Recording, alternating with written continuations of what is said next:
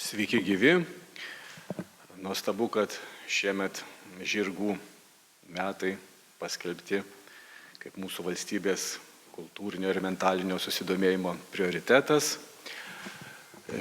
Taigi kalbėkime apie žirgą kaip apie tam tikrą mūsų lietuviškos tapatybės ikoną, vaizduotės, socialinės vaizduotės, regimojo meno ir apskritai kultūros reiškinio simboliką. Tai iš vienos pusės galima kalbėti apie tai ir tai yra labai svarbu ir visgi reiktų pasakyti, kad tie tapatybės tyrimai Lietuvoje yra labai, tikrai gerokai per kuklus.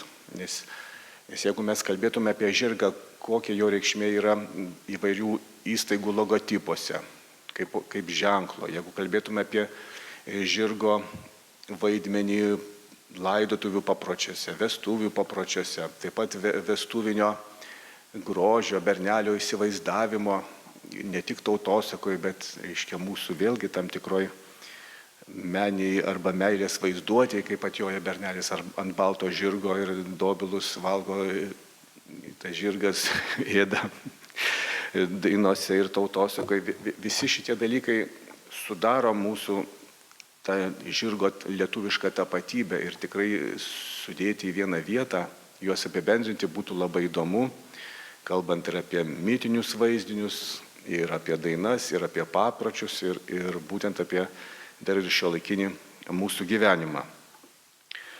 Tai savo pranešime aš aišku apsiribosiu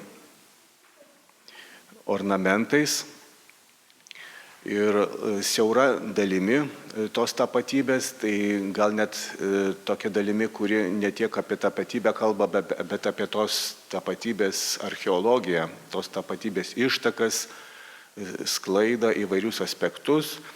Ir iš tikrųjų pagrindinis dėmesys sutelktas į žirgo kaip mitinio, poetinio vaizdinio sampratą. Tai yra ne apie mitologiją, ne apie dievybės, bet apie siaurą mitinį poetinį vaizdinį, to vaizdinio raišką ornamente. Mano požiūris į ornamentą ir jo simboliką yra tarsi įėjimas į to mitinio pasaulio džiunglės.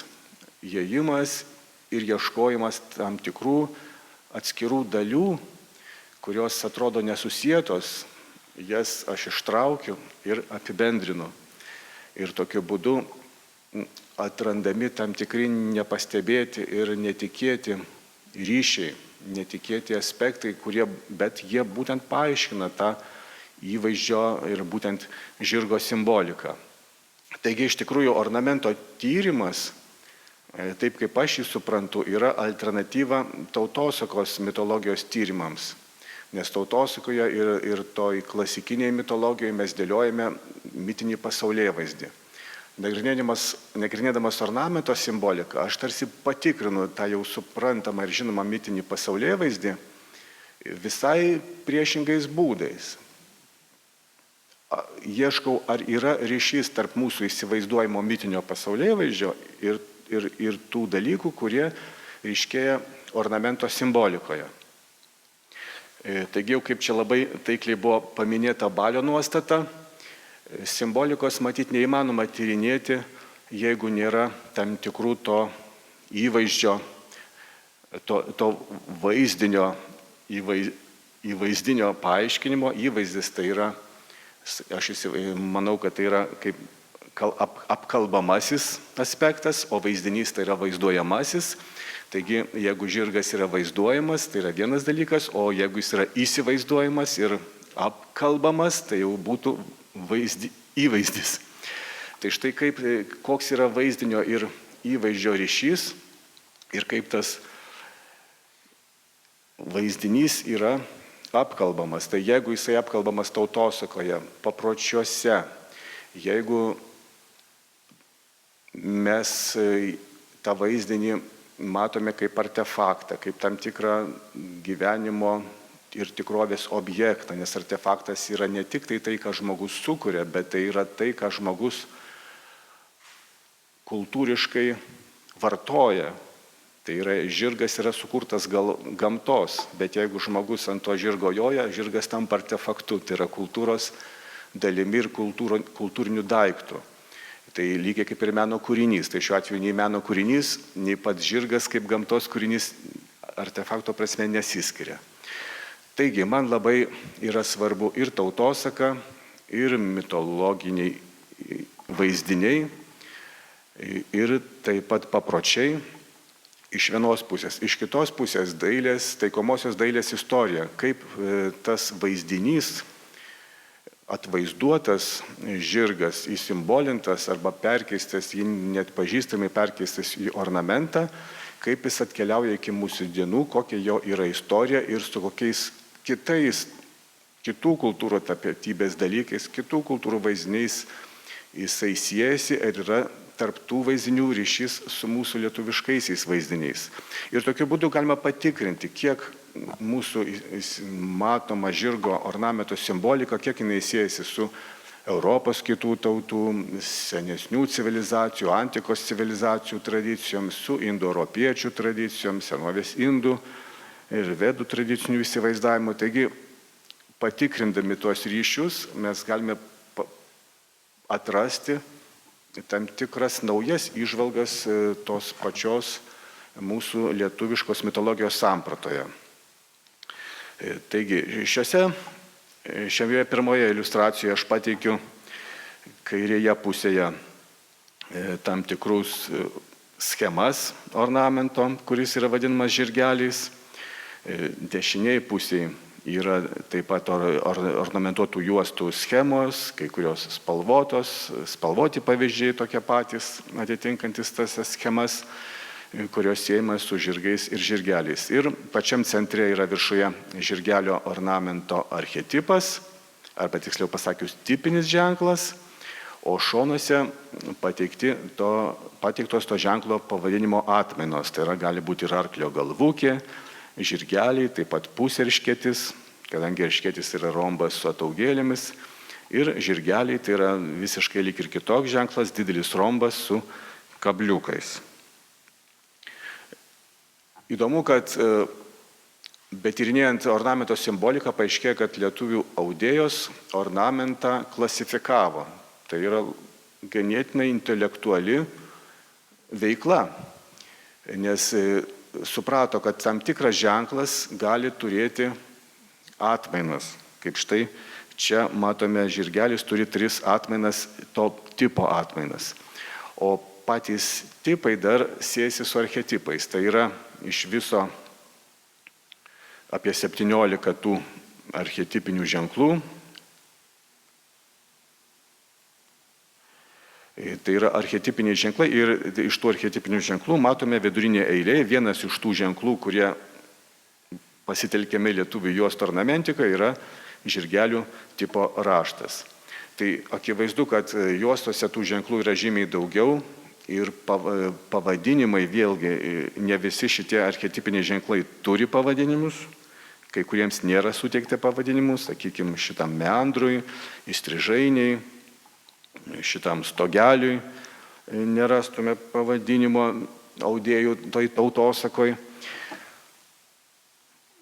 Tuo tarpu pats žirgelių raštas atpažįstamas ir rombuose, ir trikampiuose, ir įvairios stogelių atmainuose. Taigi tai matyti, kad pavadinimai, panašus pavadinimai teikiami labai skirtingoms ženklo formoms ir labai skirtingos ir stilistiškai išpuoselėtos formos atpažįstamos kaip žirgeliai. Tai gali būti ir storos linijos ženklas su taškučiais viduje, ir sudvigubintos linijos, ir paprastos linijos averso, reverso, taip pat gali būti užlaužtais kabliukais, nepaprastais, o daugybę kartų dar užlaužtais, kaip štai čia panašus į avino galvą ženklas, ir gerklio galvukė vadinamas, ir lyg ir kažkokis sparnuotą angelą primenantis raštas, vėlgi žirgelė. Taigi daugelį tokių ženklų audėjas sako, tai yra žirgeliai arba vadina panašiai. Tai muziejuose, taip pat ekspedicijose, senose knygose teko aptikti tokius šio rašto pavadinimus kaip žirgeliai, žirgelis, arkliukai.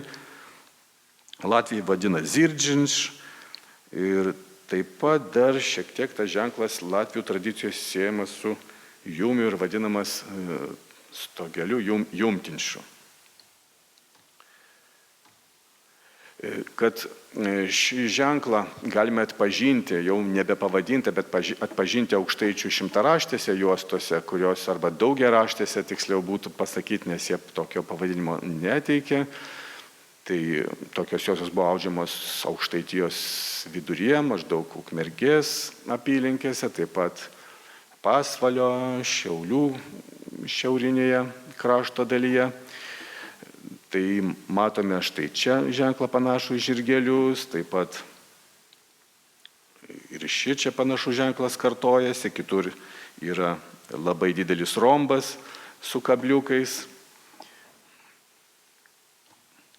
Tai ir aišku, tada kyla klausimas, kokios to ženklo ištakos. Ar galima kalbėti apie tam tikrą mitologinį atspalvį tose ženkluose ir jų sampratoje. Tai aišku, reikia keliauti į tuos laikus, kai mitologija buvo gyva ir mitinis mąstymas tikrai galėjo ženklus įsimbolinti. Nors akivaizdu, kad mito poetinė tradicija net ir šiandien mitologinio mąstymo apraiškų labai gausu mūsų gyvenime.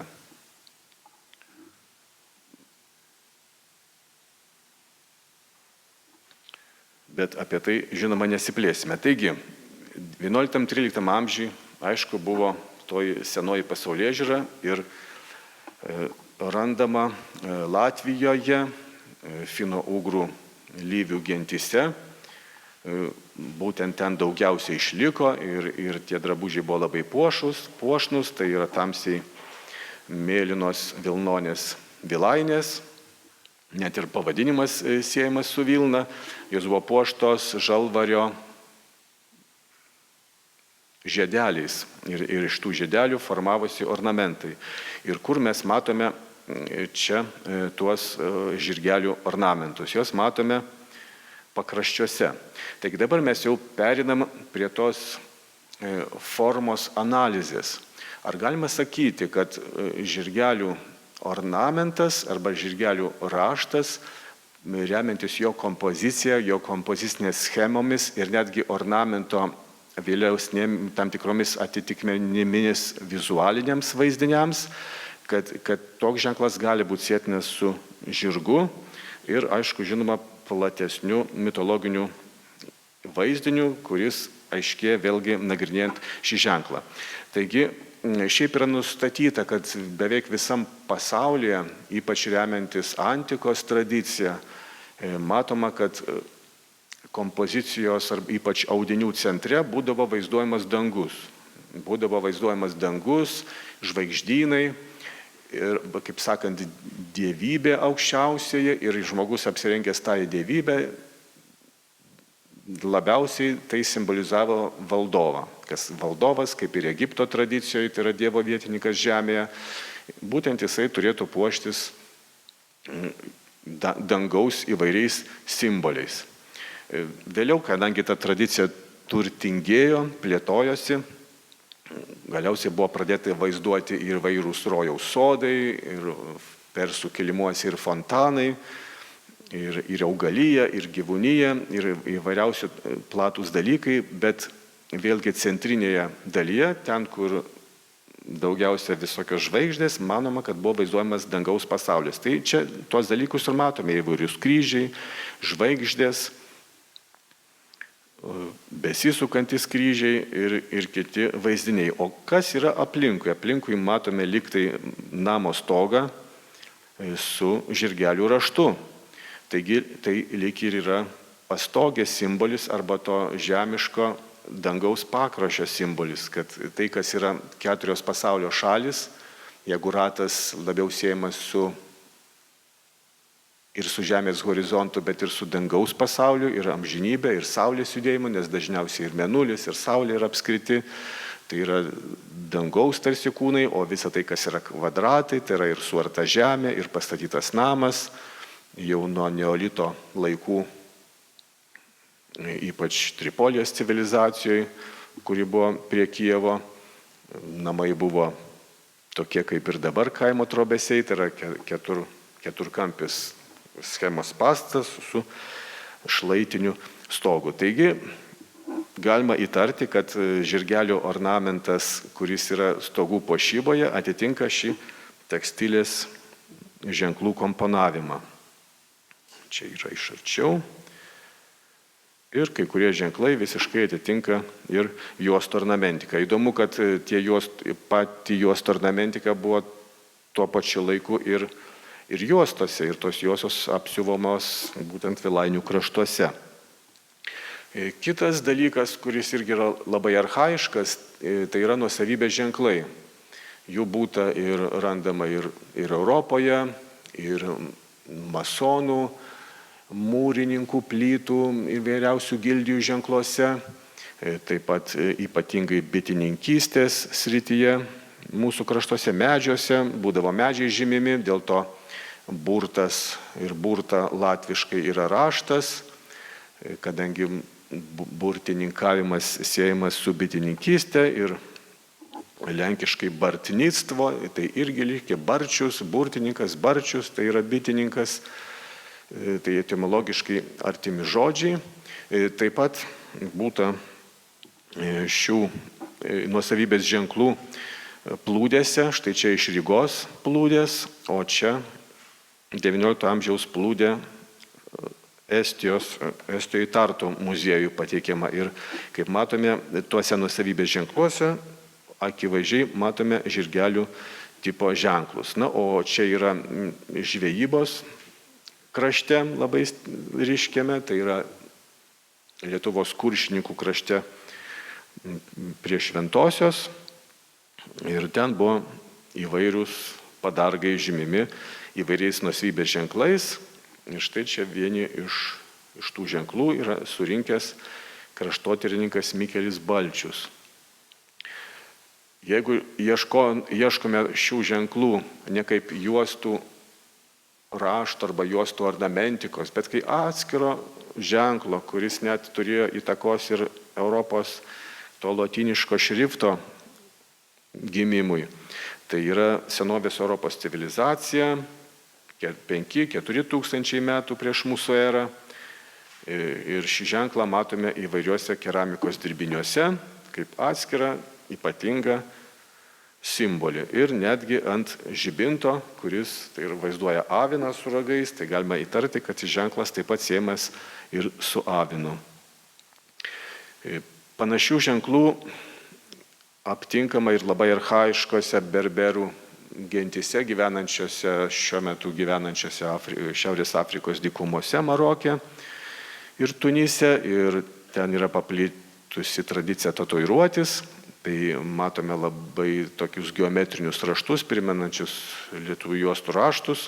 Ir čia taip pat matyti, kad yra gyvybės medis ir ant to gyvybės medžio, kai pasirodo tas žirgelių ornamentas.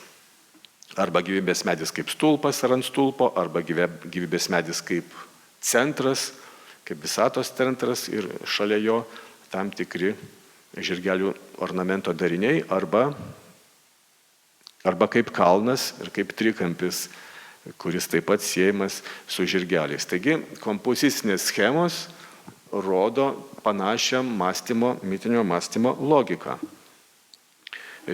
Taip pat ir veidas, ir trečioji akis, ir smakras Maroko berberų tradicijoje yra kartais tatuiruojamas ženklais panašiais į žirgelių raštą. Vadinasi, tai yra labai archaiškas ir mitiškai, magiškai reikšmingas ženklas, apsauginis ženklas. Toliau, jeigu pasižiūrime į kompozicijas šiaurės tautų, Sibiro tautų, tai matome panašius žirgelių raštus odos dirbiniuose, ant drabužių, tam tikrų odos aplikacijos, bet tokios pačio ornamentinio mąstymo tradiciją matome vėlgi apie 5000 metų prieš mūsų erą, Kukutėnio civilizacijoje Vengrijoje. Ir tai yra senovės moters apranga, galbūt Amazonės, nes sakoma, kad kelnės atsirado tada, kai žmonės jodinėjo ant arklių. Ir indų tradicijoje, kadangi ten irgi būta šiaurėje arklių, tai moteris Pendžabė dėvi kelnes. Na, štai įdomu, kad ir Europos tradicijoje deivė arba moteris yra su kelnėmis, visiškai su trumpu sijonu, bet esmė turbūt ne tame, o būtent noriu pasakyti, kad tarsi žmogaus kūnas padalintas į dvi dalis, į apatinę ir viršutinę. Ir būtent viršutinėje iškyla tie žirgelių ornamentai.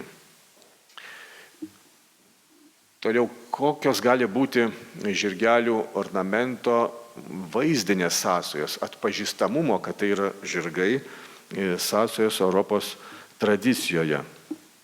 Tai pirmiausia, žvelgime į mūsų lietuvišką tradiciją, tai yra žirgelių lėkiai, tai yra vairūs žirgeliai stogų kraigų puošyboje, iš 2 dalių, iš 3 dalių, bet iš esmės tai yra žirgelių pora prie gyvybės medžio, kartais yra pora paukščių, pora avinų, arba ragų, arba kirvių. Įdomu, kad toji samprata žirgo simbolikos arba netgi magijos yra panaši ir Vokietijoje, ir ne tik pasagos ant automobilių dažnai tvirtinamos Vokietijoje žirgų pasagos, bet štai ir vienas iš bankų būtent naudoja žirgelių ornamentą, pastogės žirgelių ornamentą kaip apsaugos ženklą, kad čia pinigai yra saugus, o čia įdėję pinigus jūs savo gyvenimą apsaugosit, nes jau tada bankas jūs saugos. Tokia yra tarsi ta dizaino idėja. Čia galima ieškoti sąsajų su labai archetipiniam, archaiškom indoeuropiečių mitologiniais vaizdiniais. Tai yra gyvybės medis Ašfatha ir Ašvamedos ritualas, kada žirgas Ašva aukojamas prie to gyvybės medžio. Taip įsivaizduojama, kad jis prie jo aukojamas.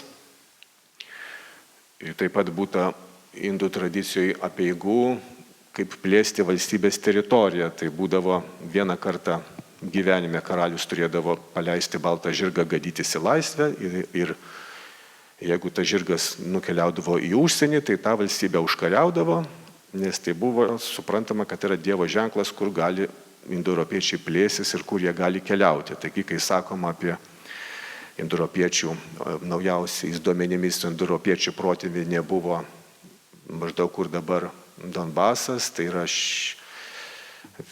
Juodosios jūros ir Kaspijos jūros šiaurėje. Ten buvo Pontijos stepės ir iš ten indoeuropiečiai pajudėjo link Lietuvos ir maždaug ties Baltarusija viena dalis pasisuko, nukeliavo po to į Kazachstaną ir į Indiją, o kita dalis pasuko link Europos. Taigi, kodėl jie taip keliavo? Mitologiškai aiškina pagal jų tradicijas, kad tiesiog žirgas, kur nekeliaudavo, ten ir indoeuropiečiai keliaudavo. Taigi, žirgas buvo suvokiamas kaip judėjimo, kaip evoliucijos, pažangos, kaip tam tikro dievo valios ženklas, taigi jo tas ryšys su dangumi yra labai stiprus indoeuropiečių archetipiniam mąstyme ir netgi ir pavadinimas lėkiai lyg ir rodo, kad tai lakiojantis žirgas, kad tai vėjo žirgas, kad tai gal vos ne Pegasas atitinkantis graikų mitologiją. Ir tokiais žirgo tipo ornamentais netgi būdavo šventinamas stogas. Tai mes dažniausiai ir dabar matome, kad keliamas vainikas kaip saulės simbolis, kaip palaiminimo, dangiško palaiminimo simbolis, tačiau to saulės siejama kartais ir su žirgelių ornamento pavidalu, sudėliotais dailidės įrankiais, kirviu ir kampainiu. Toliau, jeigu žvelgiame į platesnės tradicijas kitų tautų, aiškėja to žirgelių ornamento vizualieji aspektai, tai būtent ryšys su tikru žirgu. Ir štai finougrų tautos Šiaurės Rusijoje, komiai, udmurtai Jie žirgus vaizduoja ganėtinai realistiškai rankšluosčių siuvinėjimuose. Tai vaizduojama centre lyg ir deivė, sėdinti ant žirgų poros, o šalia dar ar tai tie dvyniai, kurie globoja tą deivę pagal indoeuropiečių mitologiją, arba panašios, arba moteriškos dievybės trys. Taigi šiaip ar taip, nors jie yra finougrai, bet archetipas atpažįstamas toks pats kaip ir indoeuropiečių tradicijai. Dešiniai pusėje matome vėlgi tą panašią schemą, taip pat komių tradicijoje vaizduojamas namo stogas, kuriame vaizduojami du žirgeliai kitose lyg ir kitoj visai tokioj kompozicijai, konfiguracijai, o centre du raiteliai, kurie lyg ir joja ant tų žirgų ir apačioje kabanti saulė. Taip pat štai vario šukos rastos archeologų su žirgelio pavidalo ornamentais, vėlgi porinis, lyginis skaičius. Na, o kartais, kur nėra žirgų, bet transporto priemonė yra elnės, ten elnio ragai ant stogo iškeliami. Jeigu žvelgtume į tą žirgų poros įvaizdį, tai aišku, Vaidevučio vėliavoje jį matome heraldinėje tos vėliavos dalyje žirgų porą. Taip pat yra svarbu, kad štai prūsų palaidojimuose rasti, kadangi žirgai buvo laidojami su kariais, tai kartais buvo laidomi ir balnai, ir tie balnai buvo labai dar ypatingai išpaišyti, ir štai rastas yra Karaliaučiaus srityje balnas, kuriame irgi vaizduojama žirgų pora, lyg ir kažkokio toteminio gyvūno gerklėje su dantimis, gal taip, gal tai yra visai kitaip galima būtų interpretuoti, bet tokio įvaizdžio esama. Jeigu toliau gilintumėmės į pačias garsiausias žirgų poros mitinius vaizdinius, tai yra Jupiteris jojantis ratuose su žirgų pora ir taip pat kvadryga dar vadinama, 4 žirgais joja ir dievybė Sol Invictus, tai yra saulės dievybė romėnų tradicijoje, irgi yra vaizduojama jojanti žirgų pora. Štai čia kita Sol Invictus su kvadryga, 4 žirgais jojanti, taip pat yra ir pinigai, kuriuose vaizduojamas saulės dievas su žirgų pora, o čia šone jau yra ir viršuje yra toks, sakykime, šiuolaikinis avilio dekoravimas lietuvių tradicijai, o dešiniai Kašubos paminklas Perkūno žirgai. Štai tie Perkūno žirgai pastatyti 1939 metais Kaune Žemaičių plento pradžioje. Įdomu, kad menininkas matyt matė ir romėnų meną, bet giliai pasąmonėj jis tuos dalykus siejo ir su lietuviškąja tradicija, ir lietuviškų įsivaizdavimų Perkūno ir jo žirgų. Kitose tradicijose taip pat matome štai dešinėje pusėje korintinis kapitelis su Pegasų pora, tai yra Romoje, imperatoriaus Augusto forume gausiai rasta tokių kolonų. Taigi Pegaso arba sparnuoto žirgo siejimas su architektūra, su pastoge yra akivaizdžiai atsekamas romėnų tradicijoje, taip pat yra ir senosios Europos civilizacijų dvigalviai tokie stogai, taip pat ir persų netgi tradicijoje jaučiai su ragais, jaučių pora pastogėje prie kolonos viršaus yra talpinama. Netgi ir tie kraitvežiai, kurie neša skrinės, jų pora su tokiais stogelių ornamentą primenančiais galvos papuošalais, taip pat gali būti kaip atitikmuo to žirgelių ornamento. Dabar, jeigu galima būtų pereiti prie klausimo, kaip šie suminėti įvaizdžiai, kaip jie siejasi su mitopoetika, ar mūsų tautosakoje, ypač mitologiniai ir paprotiniai tautosakoje, kalbama apie žirgus ir kokį jie atlieka vaidmenį. Taigi matome, ypač įdomios yra latvių dainos, kad ant kalno dūmai, kas tos dūmus kūrė, Mara juos kūrė ir Dievo sūnelius prižiūrėdama ratjoja 2 Dievo sūneliai. su kumeliukais. Taigi Dievo sūneliai, Dievo sūnelių pora siejama su kumeliukais.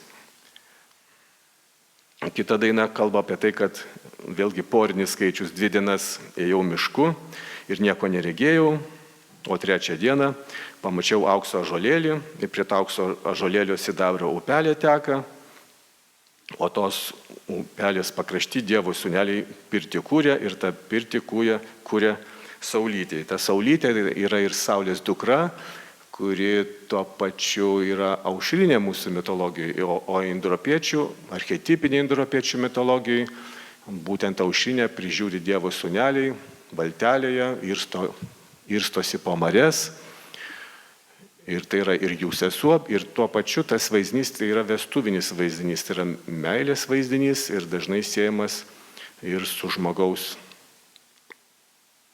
mirtimi, apie kurią pašnekėsim šiek tiek vėliau, jeigu bus laiko.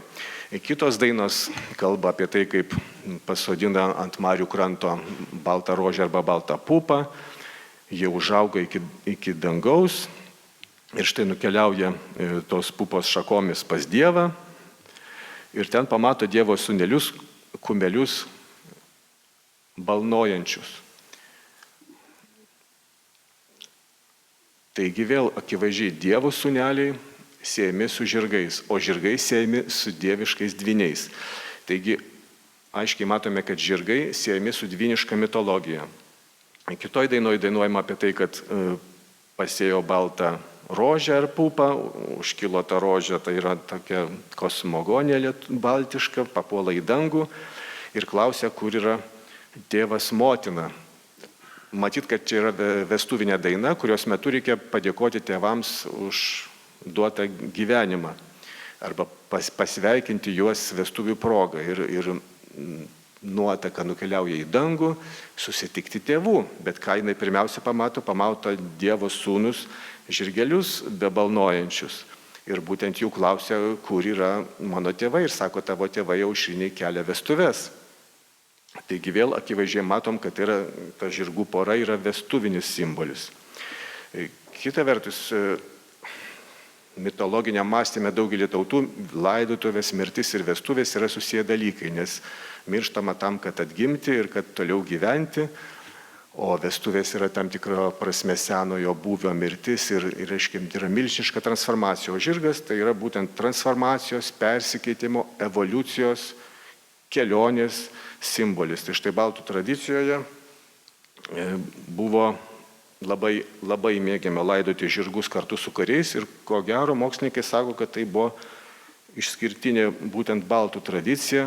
Štai kunigaikščiui laidodavosi 8-18 žirgų ir šiuo metu vyksta nuostabi paroda apie žirgo laidojimus Kauno karo muziejuje. Taigi žirgas buvo ir palydovas į dausas. Jį nugalabindavo mirus šeimininkui.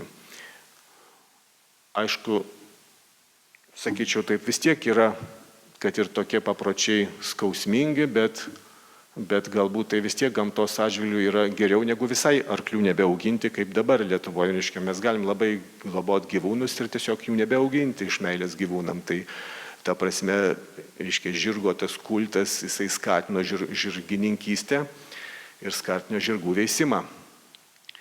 Ir čia būtų labai atskira tema, visgi lietuviškai tapatybė arba tos lietuvio ryšys su žirgu, kaip milžiniška jo simbiozė su žirgu, kad būtent po mirties padeda žirgas keliauti dausas. Ir Bychovco kronikoje berods yra minima, jog senovės prūsų žyniai, kai mirdavo karys, matydavo jį jojant į dausas ant balto žirgo. Taigi tie laidojimai atitiko ir mitinius vaizdinius, kad tiesiog tik iš tiesų regėdavo tų didvyrių sielas keliaujančias į dausas ant žirgų. Ir Kaune prie Marvelės yra patys didžiausi Baltijos šalyse žirgų kapinynas, pats didžiausias. Na ir apskritai tokių specializuotų žirgų kapinynų, sakome, niekur kitur ir pasaulyje nelabai ir buvę. Taigi galime artėti prie apibendrinimų. kur galima atkreipti dėmesį į tai, kad žirgas lietuvių tradicijoje yra labai akivaizdi transporto priemonė ne tik žemėje, bet ir danguje. Dabar kodėl danguje? Dangų vėlgi galima įsivaizduoti ir mitologiškai, sakykime, daug kur sakoma, kad tie simboliai yra labai įvairialypiai. Marios neretai simbolizuoja ne tas žemiškas meres, bet dangų, būtent dangaus pasaulį. Ir tose užgavėnių dainuose, kur dainuojama, kad mergeliai susopo galvelę, Anagėdė iš Marių žolynų atsirado karinis bernelis, kareivis, kuris su 3 žirgais jojo, juoduoju jojo naktį, baltuoju mariom plaukėjo, o marguoju žolyną raškė. Taigi iš esmės žirgai yra 2. Vienas tamsus, kitas baltas, o trečias mišrus. Pusiau toks, pusiau kitoks. Ir būtent su juo pasiekiamas tikslas. Taigi sujungiant 2 pradus pasiekiamas tas aukščiausias tikslas ir žolynas mariose nuraškomas ir mergelė tokiu būdu išgelbėjama. Taigi galima, taip pat reiktų atkreipdėmėsi, kad Punsko krašte dar labai neseniai buvo tradicija laidoti nežinotų žmonės, laidoti su žirgais. Ir ant žirgų vyrai jodavo pasipuošę juostomis ir rankšluosčiais, taip kaip per vestuves įstrižai per petį, pasipuošę vainikais. Taigi, lyg ir vėlgi nuoroda į tą dvynišką mitologiją, dvyniškų raitelių, dvyniškų žirgų. Ir matyt, kad žirgų poros simbolis siejamas su tarpininkavimo tarp dangaus ir žemės, aukos, pasiaukojimo, tuo pačiu ir apsaugos, ir daugeliu kitų idėjų. Taigi čia tai, ką aš patikiu, yra tam tikras pasižvalgymas po mitologijos pasaulio džiunglės ir aš tikiuosi, kad jūs tuom sudominau. Ačiū už dėmesį.